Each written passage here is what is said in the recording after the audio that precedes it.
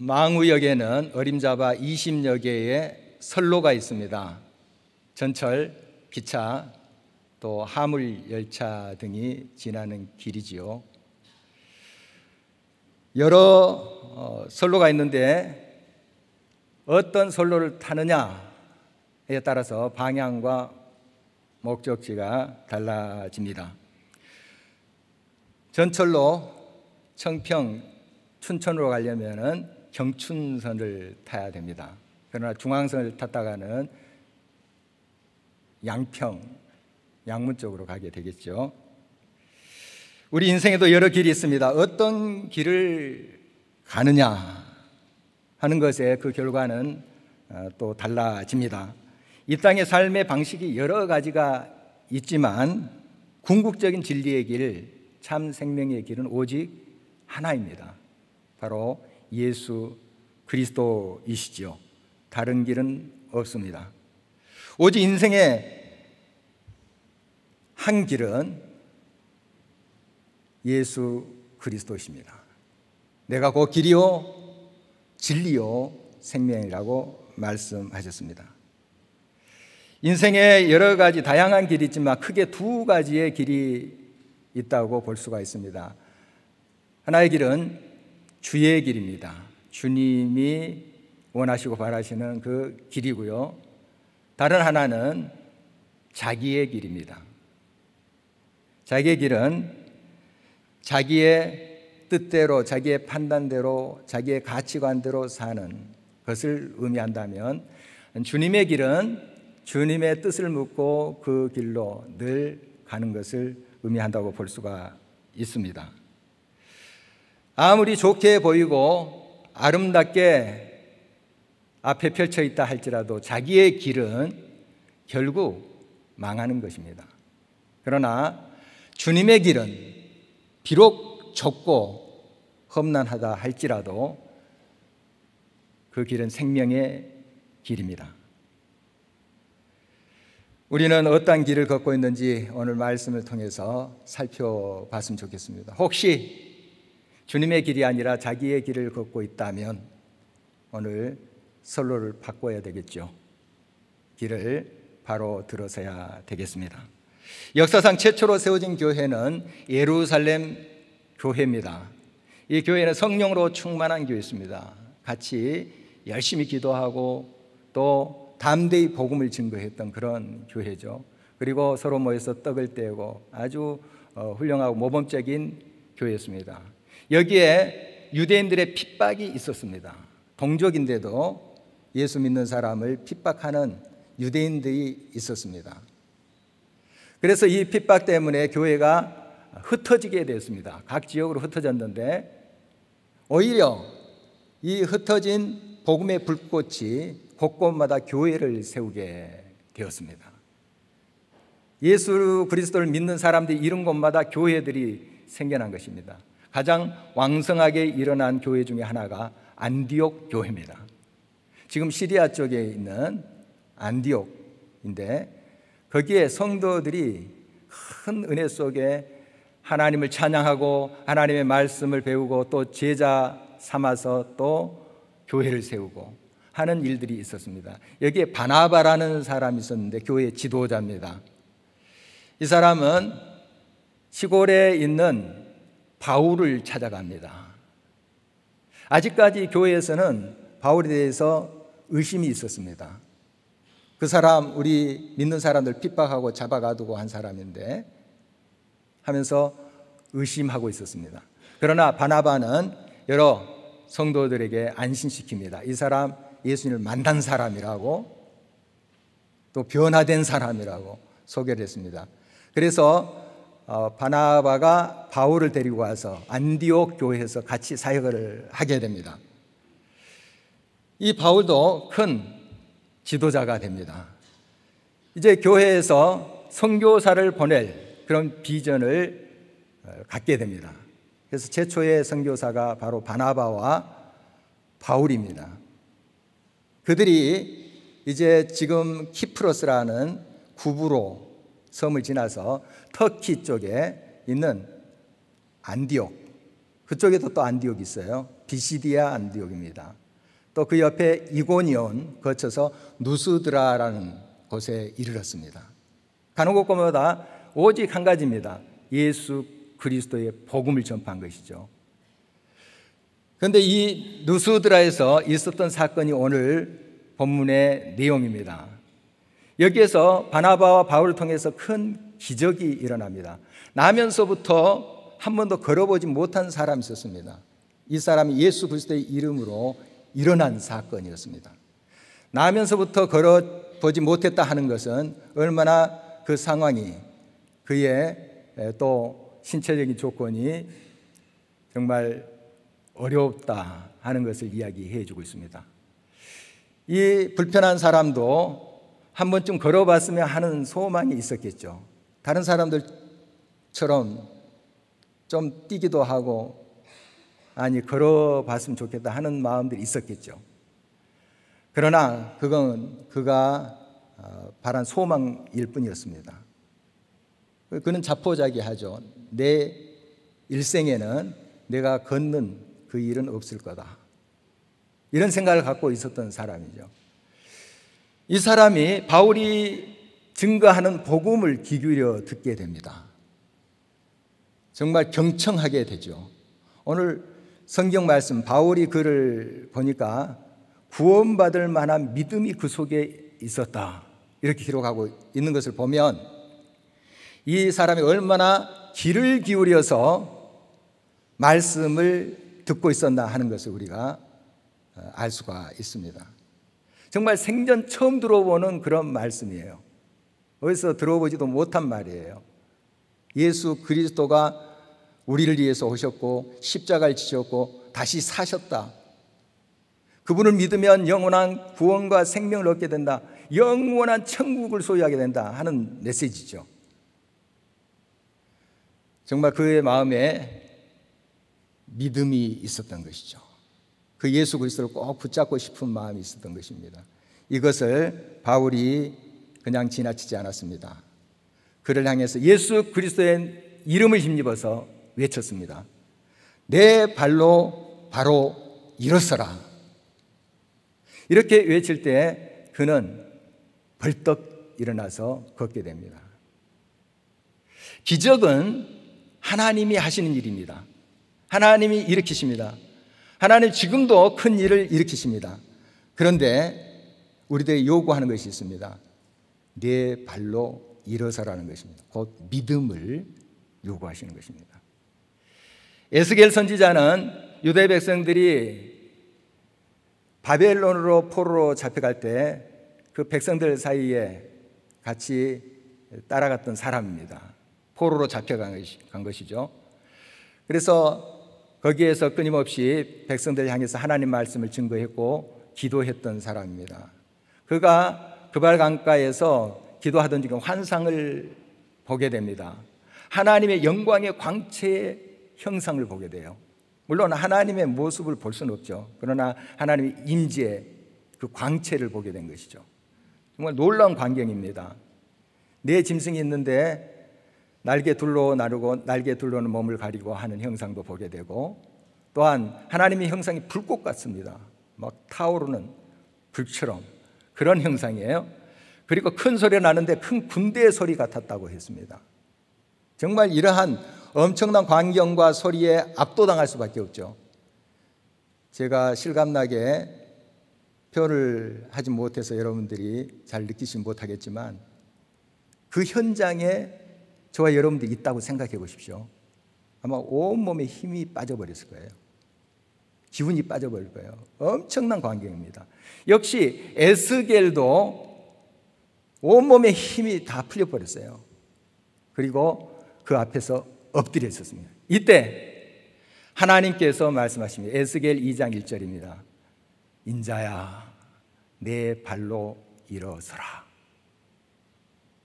손 하나 까딱할 수 없는 힘이 다 빠져버린 상태에 네 발로 일어서라, 이렇게 말씀하시는 거예요.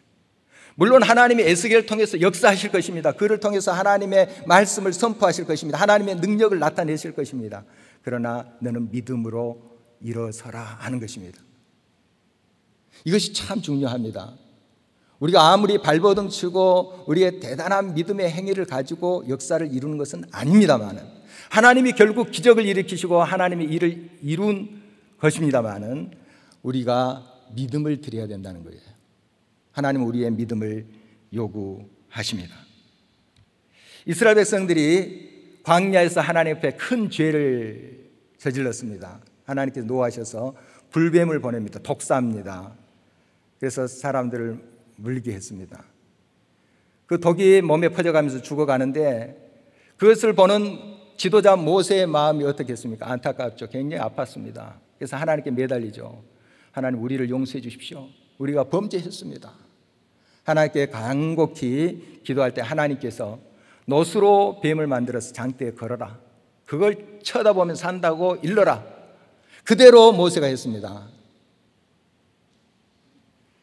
우리가 그 결말을 알고 있습니다. 성경을 통해서 뱀을 쳐다본 사람은 다 살았다. 보지 못한 사람들도 있었나 봐요. 그런 사람들은 죽었습니다.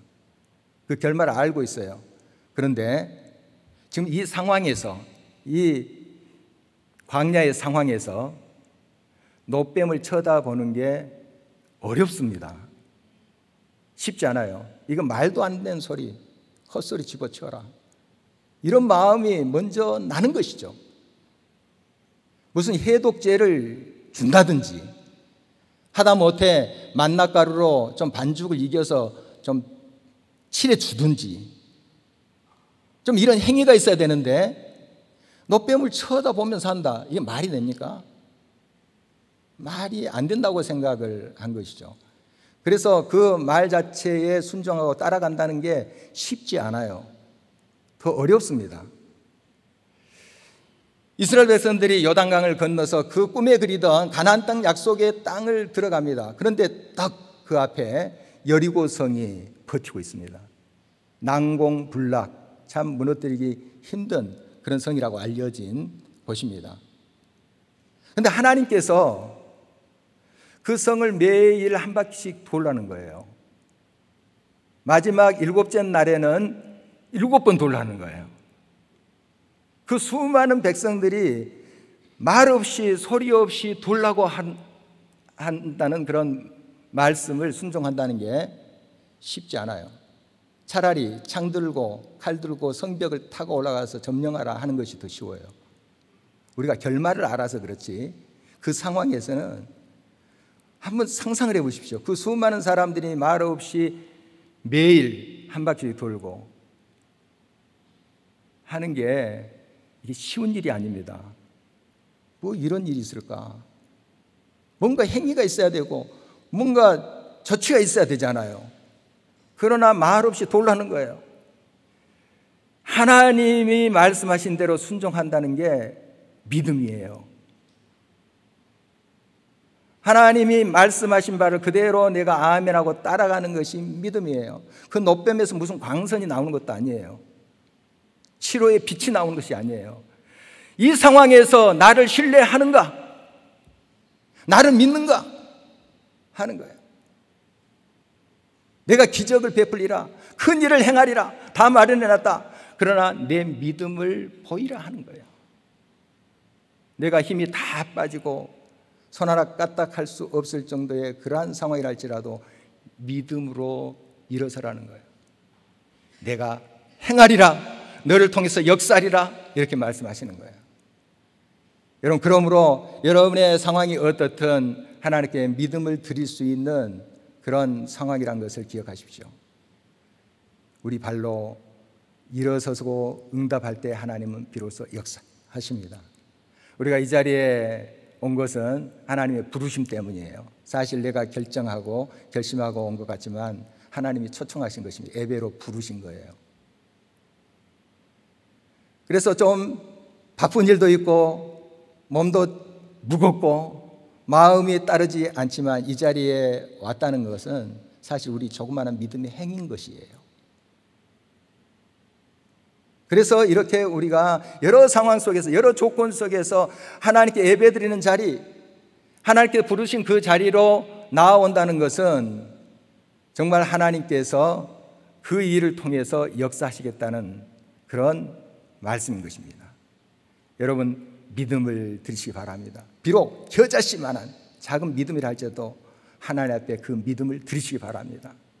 내 발로 일어서라.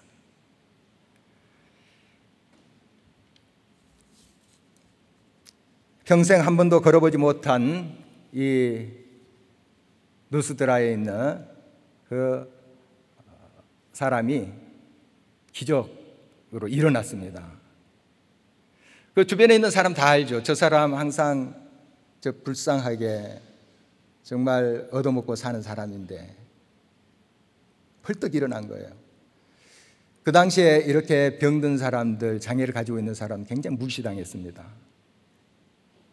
이게 유대인들조차도 그렇게 장애를 갖고 있는 것을 하나님이 벌이라고 생각할 정도니까 이방 사람은 어떻게 생각했겠어요? 참 소외되고 가난하고 좀 불쌍히 여김을 받은 사람들이었습니다. 바로 이 사람을 모르는 사람이 없을 정도예요. 루스드라 성 사람들이 한 번도 걸어보지 못한 벌떡 일어나서 걷는 거예요. 기적이잖아요. 그래서 그들이 술렁입니다. 그리고 온 루스드라 성이 뒤집어집니다. 지금 저 사람들은 신이다 하는 거예요. 신이 사람의 몸을 입고 우리 가운데 왔다 하는 거예요. 그래서 바나바를 제우스라 하고 신들의 왕, 그리고 바울을 헤르메스라고 그들이 불렀습니다. 헤르메스는 제우스의 대변인이에요. 말을 바울이 많이 했나 봐요. 복음도 바울이 이렇게 많이 선포하고 해서 바울을 헤르메스라 했어요. 그러면서 그 앞에 제사를 드리려고 하는 거예요. 어떤 검증도 없습니다. 어떻게 저 사람들이 신이다 하는 그런 확인 절차도 없어요. 그냥 그들이 믿어버린 겁니다. 맹목적으로 믿어버린 거예요. 그리고 거기에 제우스 신당의 제사장이 있습니다. 그들의 제사장이죠. 제사 드릴 준비를 하는 거예요. 소와 화환들을 다 준비해서 지금 제사를 드리려고 하는 거예요. 이런 모습이 우리 가운데도 있다 하는 것을 살펴볼 필요가 있습니다.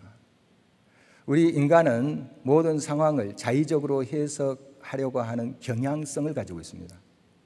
내 좋을 대로, 내게 유리할 대로 해석해 보려고 하는 그런 경향들이 있습니다. 그러니까 지금 이 루스드라 사람들은 그 상황을 자의적으로 해석하면서 바울과 바나바가 신들이라고 제사를 드리려고 하는 거예요. 우리는 알죠. 그게 틀렸다, 잘못됐다 하는 것을 알죠. 그들은 그대로 믿어버리는 거예요. 이 상황을 자의적으로 해석했기 때문에 그렇습니다. 더 무서운 게 있습니다. 하나님의 뜻을 자의적으로 해석하는 것입니다. 하나님의 말씀을 자의적으로 해석하는 것, 그리고 그것이 사실인 것 마냥 믿어버리는 것, 이것은 굉장히 큰 혼란과 자기뿐만 아니라 많은 사람들을 다치게 합니다. 고통 속으로 집어넣게 합니다. 그래서 건전한 신학이 필요합니다. 모든 상황 인식은 신학적이 돼야 됩니다. 다시 말씀드리면 모든 상황을 우리가 인식할 때 하나님이 보는 관점을 가지고 봐야 됩니다. 말씀이 보는 관점, 이것으로 바라봐야지 자기의 경험과 자기의 생각으로 그 말씀과 상황을 봐서는 안 된다는 것입니다. 항상 우리가 이 점을 유의해야 될 것입니다.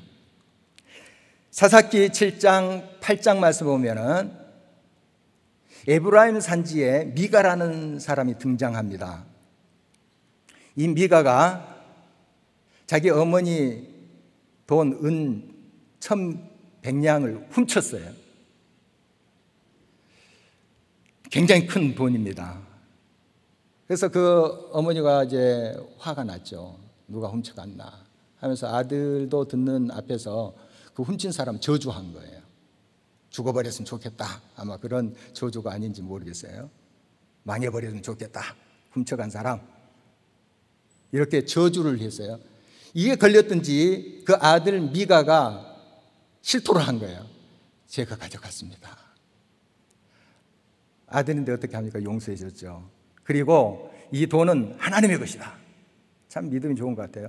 하나님의 것이다. 내가 잃어버렸는데 없어진 것인데 이제 찾았으니 이거 하나님의 돈이다 하면서 어떤 일을 하냐면 은장색에게 신상을 만들게 합니다.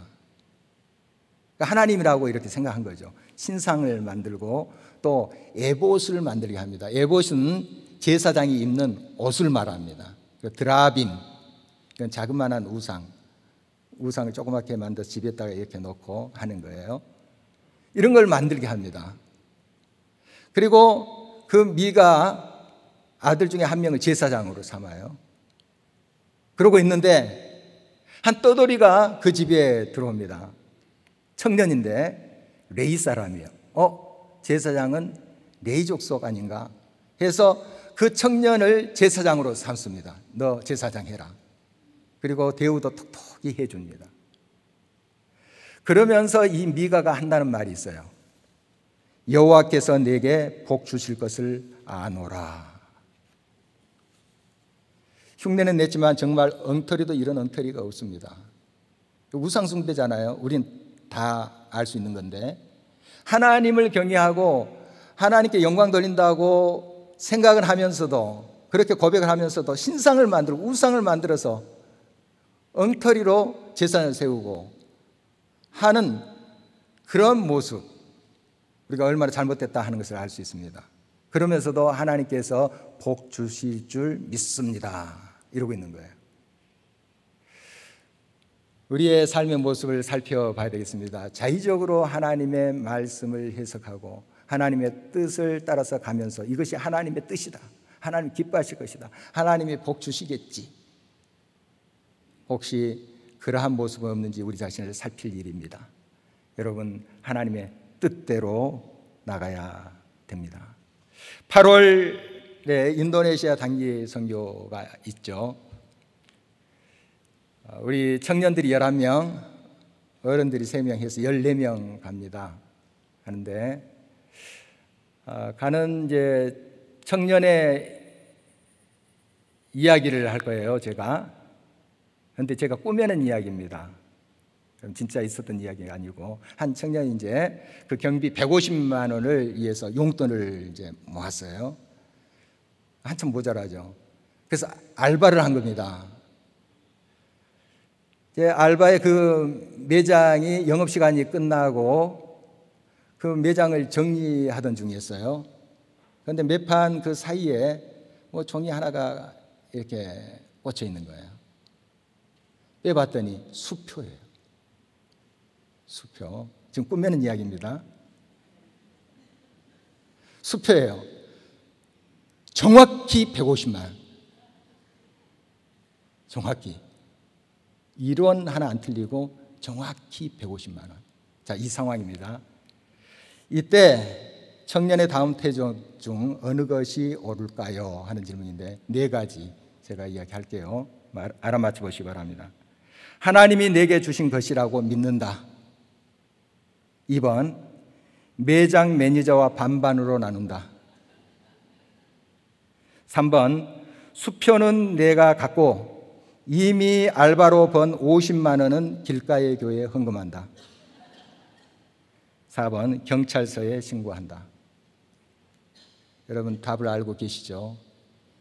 1, 2, 3번은 자의적으로 해석한 거예요. 아무리 내가 지금 150만 원이 필요한데 150만 원짜리 수표가 땅에 떨어져 있다 할지라도, 그럼 우리는 이 이론 한 장도 안 틀리다니 하나님이 주신 거야, 이렇게 해석을 쉽게 하는 경향이 있다는 뜻입니다. 여러분, 모든 상황, 특히 하나님의 뜻을 우리가 분별할 때 자의적인 해석을 경계해야 됩니다. 늘 하나님이 기뻐하시고 바라시고 원하시는 뜻이 무엇인가를 분별해야 될 것입니다. 누스드라 성 사람들이 바나바와 바울을 신으로 받으려 하자 이 두 사람이 어떻게 반응하는가 하는 것이 성경에 기록되어 있습니다. 14절입니다. 두 사도 바나바와 바울이 듣고 옷을 찢고 무리 가운데 뛰어 들어가서 소리 질러 이르기를. 한번 이 광경을 상상해 보시기 바랍니다. 옷을 찢었어요. 이 당시에 옷은 참 비쌌습니다. 이 바울과 바나바 옷을 여러 벌 가지고 다닌 사람들이 아니에요. 겉옷 하나, 속옷 여벌 한 벌 정도. 그 정도로 입고 다닌 사람들이에요. 옷을 찢었다는 것은 가슴을 찢은 거예요. 왜 이런 짓을 하는가? 이 헛된 짓을 하지 말라고 지금 우리가 여기까지 와서 복음을 외치는 게 아닌가? 하나님만을 경외하고 예수 그리스도를 온전히 경외하고 믿으라 하는 것을 지금 가르치는데 왜 이런 헛된 짓을 하는가 하는 거죠. 그리고 무리 가운데 뛰어들어갔습니다. 그리고 큰 소리로 외치는 것이죠. 아주 극렬하게 그 모든 상황을 저지하고 있는 모습입니다. 바울과 바나바는 조금이라도 하나님의 영광을 취하지 않았습니다. 지금 기적이 일어난 것도 바울이 능력이 있어서가 아니에요. 바울은 다 비운 사람입니다. 자기의 경험, 경력, 자기의 모든 것들을 다 배설물처럼 여겼다 했어요. 비운 사람이에요. 지금 이 기적이 일어난 것은 빈껍질과 같은 자기를 통해서 하나님이 역사하셨다 하는 것을 그가 알고 있어요. 바나바도 역시 마찬가지입니다. 하나님이 하신 거죠. 그런데 자기한테 영광을 돌리게 하니 이게 기가 막힌 일이 아니겠어요. 그래서 이렇게 극렬하게 그 루스드라 성의 백성들 저지하고 있는 것입니다. 우리가 신까지 떠받침을 받지 않는다 할지라도 위대한 인물이다, 대단한 인물이다 하고 우리를 추겨 세우는 일들이 있습니다. 물론 존경을 받는다 하는 것은 귀한 일이죠. 그러나 우리는 늘 기억해야 됩니다. 우리 예수님의 말씀대로입니다. 우리가 주님의 일을 최선을 다해서 성실히 다한 후에 저는 무익한 종입니다. 무익한 종입니다. 주님이 나를 통해서, 부족한 나를 통해서 역사하신 것입니다 하고 오롯이 주님께 영광을 돌려야 됩니다. 바나바와 바울은 그리했습니다. 오직 하나님께만 영광을 돌렸던 것이죠. 그 결과 참 어려움이 닥쳤습니다. 조금 융통성 있게, 세상적으로 말하면 조금 영광도 받고 좀 박수갈채도 받고 좀 의시됐으면 사람들이 와서 또 헌물도 바치고 하지 않겠어요? 아마 굉장한 부자가 됐을 거예요. 지금 신이 왔는데, 제우스, 허르메스가 왔는데 얼마나 많은 헌금을 했을 거예요. 상상이 되죠? 조금만 좀 타협했으면. 그러나 전혀 그 부분에 대해서 타협이 없습니다. 이제 그 인근에 있던 비시디아 안디옥 이고니온에 있는 유대인들이 그 루스드라에 옵니다. 와가지고 그 무리를 충동해요. 그래서 그 무리들이 이제 돌을 들어서 바울을 찍어버립니다. 죽은 줄 알고 성 밖으로 내던져버려요. 물론 나중에 바울이 툴툴 털고 살아납니다마는,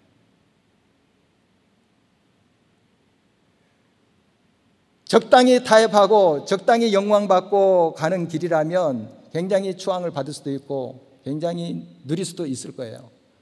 그러나 좁은 길을 갔습니다. 끝까지 주님의 길을 간 거죠. 어려움을 당했습니다. 그들을 통해서 하나님께서 많은 생명의 역사를 베푸신 것을 우리가 잘 알고 있습니다. 그리고 그렇게 좁은 길을 걸어도 밤낮 기뻐하면서 찬송하면서 믿음으로 가고 있는 그들의 모습, 우리가 성경에서 만나볼 수가 있습니다. 여러분, 지금 어느 길을 가고 있습니까? 자기의 길을 가고 있습니까? 주님의 길을 가고 있습니까?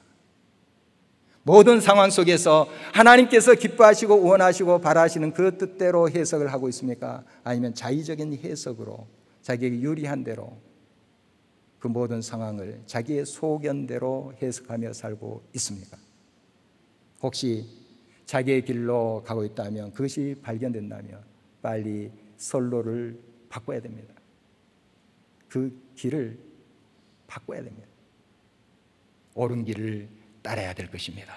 거기에 참 생명이 있고 거기에 하나님의 영광이 있을 줄 믿습니다.